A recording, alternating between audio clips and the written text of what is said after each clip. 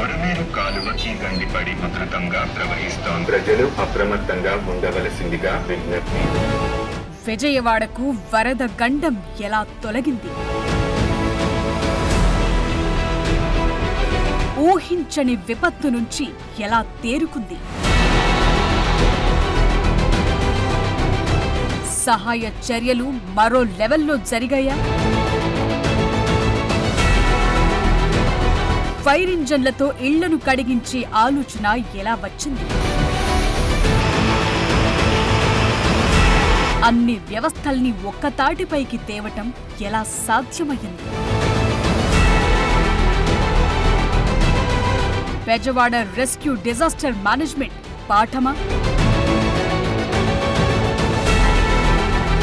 బెజవాడ ఊపిరి పీల్చుకో prime time debate రాత్రి 7 గంటలకు మీ బిగ్ టీవీలో.